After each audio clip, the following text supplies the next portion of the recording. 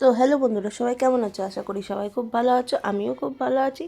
আবার একটা mini blog নিয়ে তোমাদের সাথে চলে আসলাম। তো গেছিলাম হচ্ছে আমাদের এখানে 45 ফুট জগদ্ধাত্রী পুজো হচ্ছে, তো ওখানে গেছিলাম। তো বেশিক্ষণ ছিলাম না, টুকটাক একটু মেলা ঘুরে ঠাকুর ঠাকুর দেখে একটু দেখো তোমাদের সব দেখালাম, তোমরাও দেখো। তো গিয়ে একটুখানি টুকটাক খেয়ে দিয়ে তো আমরা ঘুরে টুরে বাড়িতে চলে এসেছিলাম। তো আসার সময় একটু কিছু টুকটাক কিনেছি, তো চলো আমরা কী কী খাই সেটা তোমাদের দেখাই। তো আমরা গেছিলাম হচ্ছে ওই আলু কি বলে, আলু আলুর একটা কোনো কিছু খেতে, তো এখানে পানের স্টল টল সব ছিল। এত কিছুর মধ্যে ওটা কোনো দিনও খাইনি, তো সেই কারণে ওটা খেতে গেছিলাম। তো অনেকেই অনেক রকম কিছু সব কিছু টেস্ট করে, কিন্তু আমার কোনো দিনও ওটা টেস্ট করা হয়নি।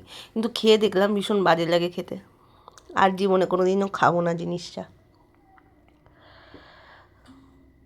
তো আলুর পকোড়ার মতন কিছু একটা হবে, তো চলো তোমরা দেখে নাও, আমি বলতে পারছি না, নাম ভুলে গেছি।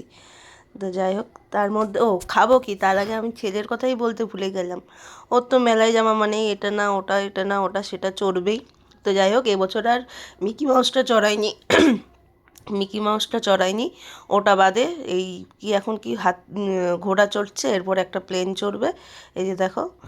তো যাই হোক, এগুলো চড়িয়ে টড়িয়ে নিয়ে কান্না করছিল মিকি মাউস চড়ার জন্য। তো দেখো আমরা দাঁড়িয়ে রয়েছি, আর আমার বরমশাইকে দেখো। আমরা একটু পপকর্ন খাচ্ছিলাম, ছেলে যা চড়ছিল আমরা পপকর্ন খাচ্ছিলাম। তো খেয়েটে এই যে চলে আসলাম আলুর দোকানে, এই আলুর পকোড়ার দোকানে, আলুর দোকানে বলছি।